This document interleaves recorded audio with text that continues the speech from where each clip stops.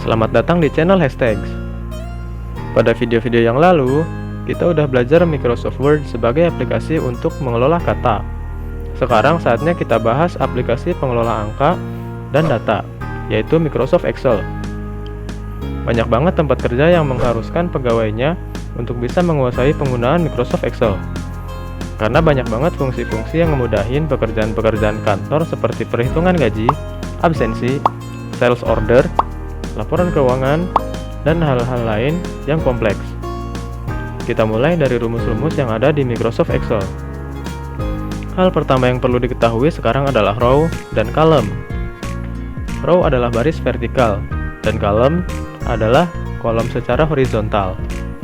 Di Microsoft Excel ada banyak banget rumus atau function umum yang perlu diketahui. Lalu ada juga cell. Cell yang dimaksud di sini adalah setiap kotak yang ada di Microsoft Excel ini. Terus ada juga range. Range adalah gabungan dari beberapa sel atau bisa juga diartikan gabungan dari beberapa kolom atau beberapa baris. Contohnya ketika kalian blok dari satu sel ke sel lain. Sekarang kita udah sedikit tahu istilah-istilah di Excel. Kalau gitu langsung aja masuk ke pembahasan rumus atau function di Microsoft Excel. Yang pertama ada sum. Sum adalah rumus untuk menjumlahkan angka yang ada di sel-sel tertentu. Contohnya, misalkan kalian ingin menjumlahkan angka dari sel F3 sampai F10. Ketik sama dengan sum dalam kurung blok sel F3 sampai F7. Atau bisa juga dengan ketik F3.2 F7. Lalu tekan enter. Maka akan terhitung hasil penjumlahan dari kolom F3 sampai F7. Selanjutnya ada count. Count berfungsi untuk menghitung jumlah sel yang berisi angka. Misalkan dari sel B3 sampai H7. Hanya kolom B dan F sampai H saja yang berisi angka. Ketik sama dengan count buka kurung blok kolom B3 sampai H7 lalu tekan enter. Maka hasil perhitungannya adalah 20. Jadi kita bisa tahu ada berapa data sel yang keisi sama data angka. Yang ketiga ada counta. Function counta fungsinya kurang lebih sama kayak count. Bedanya, counta nggak cuma menghitung jumlah sel yang isinya angka, tapi sel yang berisi apapun. Jadi, kita bisa tahu jumlah sel yang nggak kosong.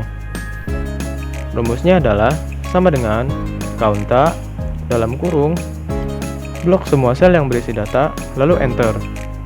Jadi kita bisa tahu ada berapa data sel yang keisi. Kemudian ada function average. Fungsinya buat ngitung rata-rata nilai di sel tertentu. Contohnya, hitung rata-rata dari kolom total dari sel H3 sampai H7. Contohnya, ketik sama dengan average dalam kurung blok kolom H3 sampai H7 dan tekan enter. Yang kelima ada if. Banyak banget fungsi dari if. Di antaranya adalah untuk filter, pencarian, identifikasi, dan lain-lain. Contohnya buat ngecek apakah angka di kolom unit lebih besar dari 70. Jika angkanya lebih besar, maka tuliskan kata mahal. Dan jika lebih kecil, maka tuliskan kata murah. Mari kita tulis contoh functionnya. Sama dengan if buka kurung blok dari kolom F3 sampai F7. Kemudian ketik simbol lebih besar dari 70 titik koma dalam tanda kutip mahal titik koma dalam tanda kutip murah. Tutup kurung lalu tekan enter, maka akan kelihatan hasilnya. Setelah itu ada max dan min. Ini fungsinya untuk nyari nilai terbesar dan nilai terkecil. Contoh cara pakai functionnya, kita coba cari nilai terbesar dari kolom total. Ketik sama dengan max buka kurung blok sel H3 sampai H7 dan tekan enter. Untuk cari nilai terkecil, tinggal ganti max-nya menjadi min. Yang ketujuh ada trim.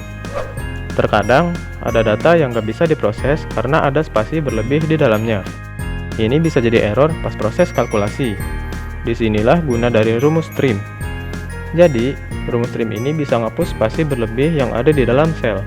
Contohnya kayak spasi di awal kalimat, akhir kalimat, atau spasi ganda. Tapi yang perlu diingat, rumus ini cuma bisa dipakai di satu sel aja. Jadi, ini nggak bisa digunain ke beberapa sel sekaligus alias harus satu per satu. Ketik sama dengan trim, klik pada satu sel dan enter. Yang ke-9 ada upper, lower, dan proper. Fungsi-fungsi ini gunanya untuk memodifikasi data huruf.